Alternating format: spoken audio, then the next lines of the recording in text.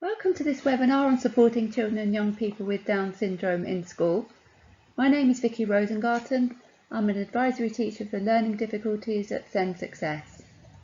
The aim of the webinar is to build your understanding of Down syndrome by looking at some facts and figures and then considering the characteristic learning profile of a pupil with Down syndrome and how best to support these needs within the classroom.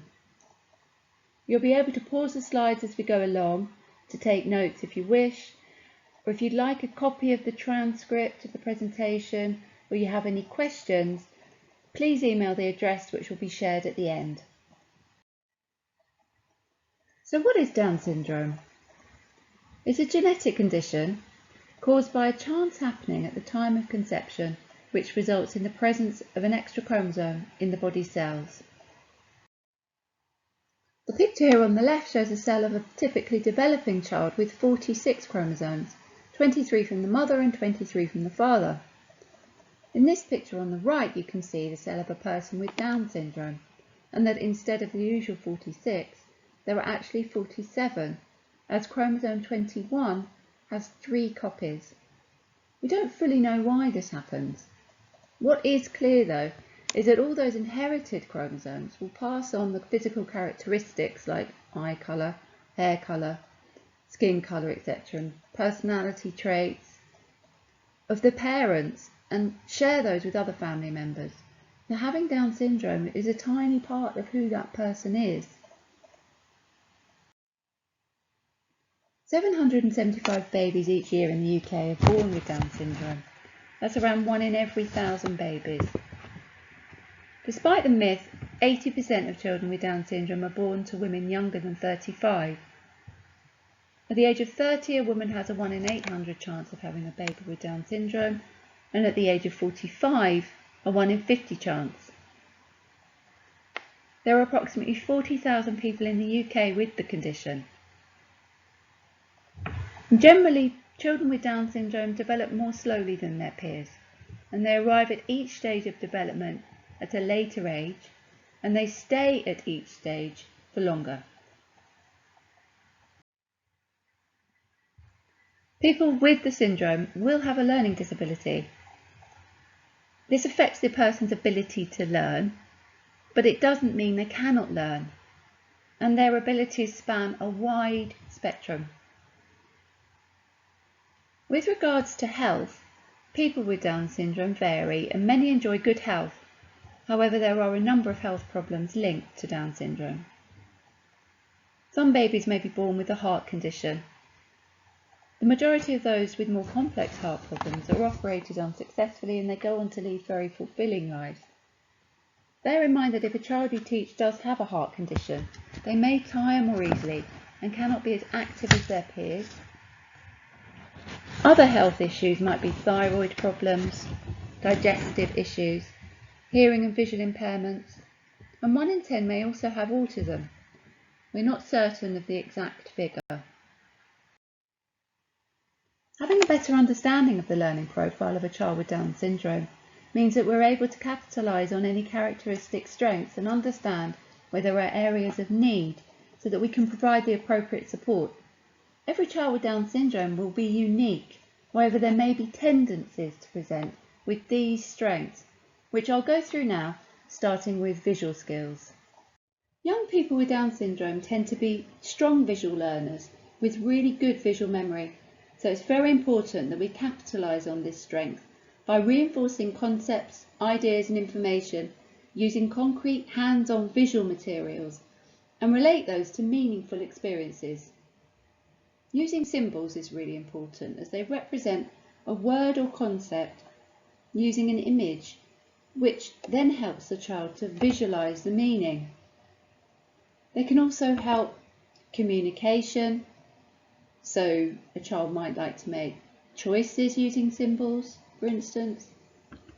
It helps them understand routines, can support the recording of their work, improve engagement and motivation, and labelling the visual environment is also helpful. For more information on how to get the most out of using symbols, there's a link at the end of the slides to a document produced by Widget. Some of widget symbols are here on the screen now. At Send Success, we're a widget hub, so we would be able to provide symbols for you and signpost you to software so that you're able to produce your own. Here are some examples of using symbols to support a learning activity. For instance, the children may have been looking at the topic of transport, so they've had the opportunity to play with boats in the water tray, or ride a bike in the playground, or play with toy trains and cars, or watch aeroplanes fly outside, or make their own paper aeroplanes. So a visual such as the one in the middle, where the children have to sort the vehicles by where they work, enables them to record their findings visually. This could also be supported with photos of the child playing with the different vehicles. Using photographs or symbols in this way supports their understanding of concepts and helps the child to build links and generalise their learning, so the child is more likely to retain information. Children with Down syndrome are more confident and successful in their learning when their school day has a clear structure and routine. When they know what's happening next, by using a visual such as this first and then board, or the now and next, they're much more likely to give each task they're presented with the required attention. So a simple photo sequence explaining that first we're going to work in the classroom and then we can go outside can provide clarity and a sense of predictability. A longer sequence of symbols built into a daily timetable, such as this example from a secondary school, can also be used. Concrete practical materials to support abstract concepts are particularly important in maths, so the young person has the best opportunity to develop visual images before moving to symbolic representations on paper. This can often happen before the child fully understands and can lead to frustration and low self-esteem. Numicon here on the right is a really useful resource for children with Down syndrome. They actually feel the cumulative nature of number as they build with the shapes. Concrete approaches are always advocated for learning across all subjects. Understanding spoken language or learning through listening alone can be very challenging for a young person with Down syndrome. So staff are always encouraged to use signs and gestures to support receptive understanding. And children with Down syndrome are frequently very good at picking these up. Providing these visual cues has a number of advantages. It alerts the child to look at you and listen. It reinforces vocabulary and provides a model for the child to use in order for them to express themselves. Children with Down syndrome tend to be born with an innate ability to be socially successful. They have a good understanding of other people's behaviour and how to influence the reactions of others. They're often really excellent mimics and love modelling the behaviour of people around them. It's important to bear this in mind when choosing groupings or to be aware of their potential to copy less positive behaviours they may witness. This social competence may not always be in line with their peers' social development, so sometimes a visual story such as these here can be used to reinforce expected social behaviours. When teaching, modelling a task is always best practice in order to capitalise on this strength. There are a number of factors that may impair learning for children and young people with Down syndrome, which I'll go into more detail here, starting with auditory and visual impairment. Many people with Down syndrome will have an auditory and/or a visual impairment. In fact, 60 to 70% of children will have a conductive hearing loss when sounds can't pass properly to the inner ear, caused by glue ear. Some children will need hearing aids, grommets or hearing bands, and most children who have glue ear grow out of it by about the age of 8. 50% of children will be prescribed glasses before they are 7. However, despite this correction, children with Down syndrome continue to have poor visual acuity. They'll always lack the ability to see in sharp contrast and fine details. So it's really important to make sure that all tasks are bigger and bolder. Encourage the use of a black felt pen, which helps a child see the marks they're making more easily. If you work with anyone with a hearing problem or a visual impairment, and make sure you get to their level, face them as you speak to them, and keep your mouth in view and speak clearly. This is good practice for any child with a learning disability. Carefully consider the classroom seating plan, making sure they're able to see you clearly, and always make sure the student's wearing their glasses and/or their hearing aids. An impairment to speech and language development is very common, where the child has problems with articulating speech, where it's unclear, but can also relate to the difficulty they have in understanding others. The issues faced here can be compounded, of course, by hearing loss. Employing a total communication approach can alleviate these difficulties. So this means using signing, but also having symbols readily accessible to the student. Encourage staff to carry symbols around on a lanyard, for instance, so the child can find the symbol they need to express themselves, such as asking to go to the toilet, or asking a question like, when are we going out to play? Or to express an emotion like, I'm tired. Labelling the classroom and the wider school environment will also help. Fine and gross motor skills are often delayed for children with Down syndrome, and the student will require regular interventions and support to develop their competencies in this area. A 5-minute daily programme of fine motor activities, for instance, can be really effective, and regular opportunities to practice developing gross motor skills is equally important. Examples of free programmes available to develop these skills can be found on the last slide. To help with handwriting or drawing skills, some children benefit from using a writing slope to provide stability and facilitating more functional grasp of the pen. There are adapted grips available which help with correcting grasp, such as these here. Difficulties with retention of information and generalising skills may be evident. So, for instance, you may feel confident a child has secured their understanding of a word or their ability to complete a calculation, but when you revisit this the following week or the following day, they demonstrate they're not able to recall the knowledge. Differentiating appropriately can often overcome these difficulties.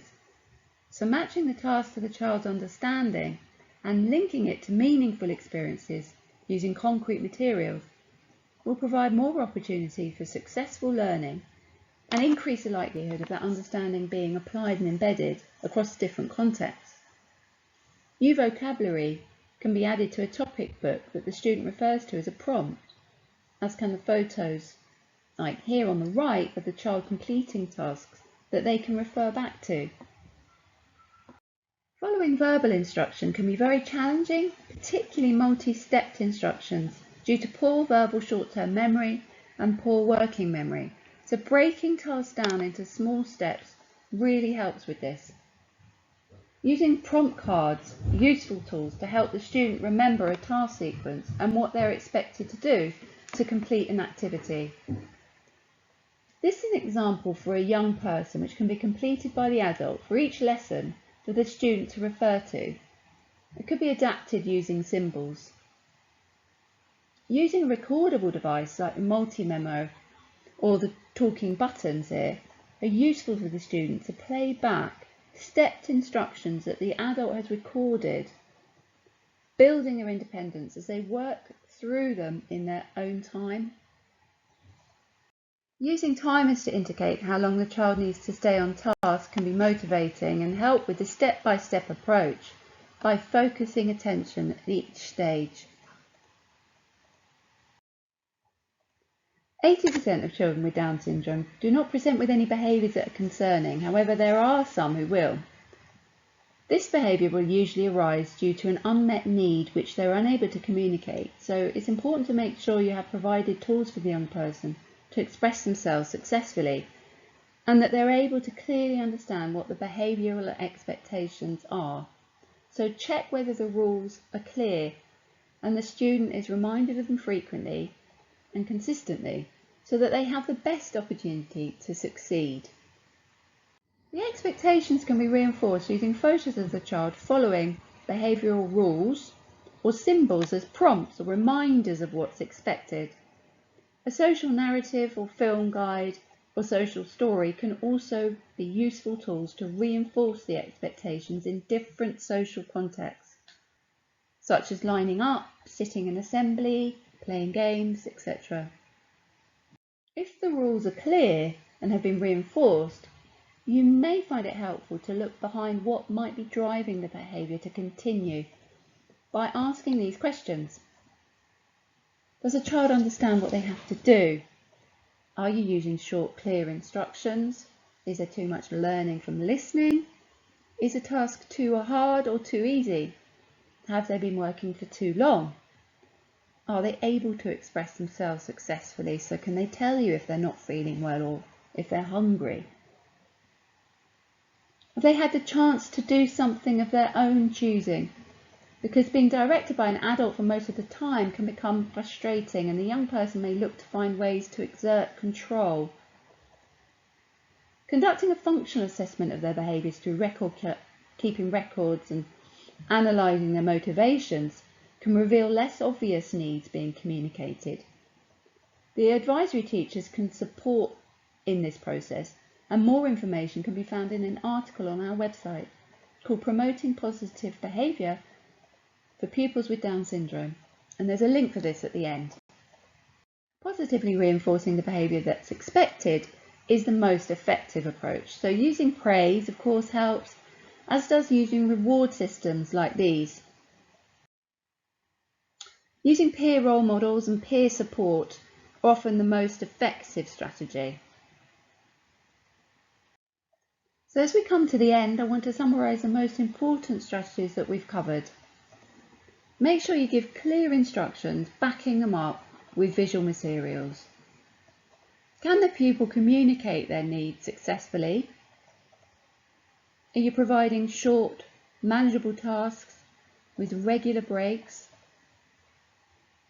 And ensure the student has opportunities to complete an activity of their own choosing which they enjoy. And to finish, I want to leave you with some thoughts on the language surrounding Down syndrome. So we don't say somebody suffers from or is a victim of Down syndrome, but we say they have Down syndrome. We don't say a Downs baby, person or child. We say a person, baby or child with Down syndrome or who has Down syndrome. We don't say retarded, mentally handicapped, backward, mental disability. We say they have a learning disability. Down syndrome is not a disease, an illness or a handicap. It's a condition or a genetic condition. We don't say it's a risk of having a baby with Down syndrome. We say the chance of having a baby with Down syndrome. So thank you for listening. If you have any questions, please email the address here. For further guidance on promoting positive behaviour, there's an article written here which you can find on the SEND-Success website.